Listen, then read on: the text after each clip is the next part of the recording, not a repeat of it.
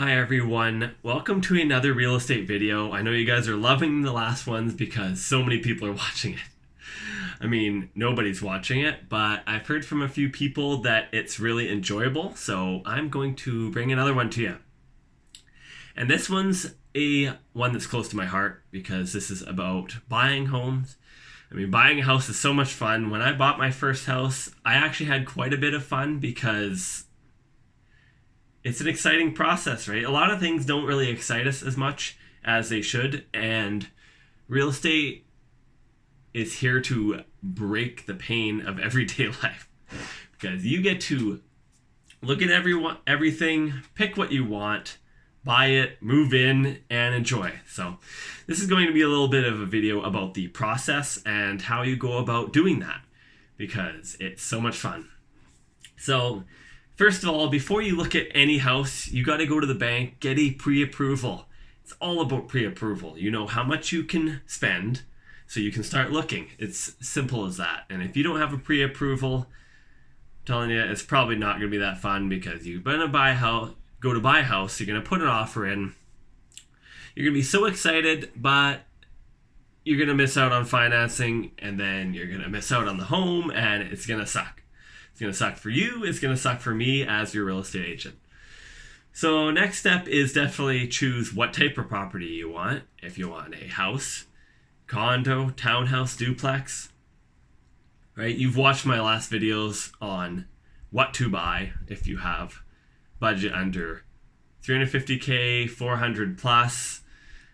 You pick your budget. Obviously, the bank kind of decides your budget because you only have so much money to spend, but you have your budget, you pick your property, and then we start looking. So right off the bat, I look online. I can set up a search for you. We can look at everything in the area that you want to buy in and the price, and the type of property. So then if there's nothing that you like after looking at all those properties, we set you up on a search, and it will notify you anytime a new property comes up that fits your criteria. So you'll see it 0 days on market. And hopefully get in there before everybody else. But next step is definitely be available to look at homes as quickly as possible because it depends if the real estate market's hot, but if a nice house comes on the market, someone's going to buy it. And if you're not ready to look, they're going to beat you to it. So I just had a couple deals where house came on the market, bang, we went in right away, first night, put an offer down, got it done before other offers came in, and they missed out. So they got a great deal, and we were even early enough that we could negotiate down on price. Because if you come in later, you have no negotiation power when there's other bids on the table, essentially. You don't know what you're up against, and you never really know what can happen. So that comes to my next point, which is be ready to write an offer when something's great. Because if you go to think about it overnight, think about it for a day or two, that property could be gone and then you've missed out. And trust me, real estate is one of those things. It doesn't matter what type of market it is. If it's a nice house, it sells. And if it's priced nicely, obviously. It's a nice house, priced nicely, it'll be gone before you can even think about it. So, you got to get on it. You can't think. If you think, you lose. So obviously some thinking is needed, but if it checks all the boxes, go for it. Next step is obviously when you find a house that you like that fits all the criteria, it's time to negotiate. And negotiation is probably my favorite part because you can try to get some money down off the list price and you can take comparables in the area to use to negotiation. You can look at things that are wrong with the house, say, oh, there's the furnace needs to be replaced, the roof needs to be replaced, etc., etc. It's all beat up. Let's negotiate on price. So when negotiating on price, you want to really make sure that you're keeping your emotions out of it because emotions kill the deals. As soon as you become emotional, the sellers become emotional, and then nobody can win because everybody's angry and nothing happens. So the best thing to do is to, if it gets heated, just sleep on it overnight, and come back in the morning, early morning, so no one else can beat you to it, but sleep on it. Everybody feels better in the morning. Don't try to negotiate at 2 a.m. when everybody's sleepy, tired, and angry. So once they've accepted your offer, which because you've totally won the deal, we've gone down on price, we've got a price you love, price they're happy with, it's a done deal, they've accepted it. Next step is to get your deposit. You obviously choose in your paperwork how much you're going to deposit down. So you take that, usually it's a bank draft or certified check. You take it to the listing agent's brokerage, typically. Then it becomes a process of getting your inspection done and your financing. Typically, I would say you need 10 days to get your financing and inspection done. Obviously, inspections are a whole different beast. You hire an inspector, they come and they look at it. I'm going to be doing another video on what exactly home inspectors do, because some people are like, oh, I don't want to spend $500 on an inspector because I don't think they do that much. Spoiler alert, they do a shitload, and it's really impressive. You know, I wasn't really a huge supporter of home inspections before I bought a house.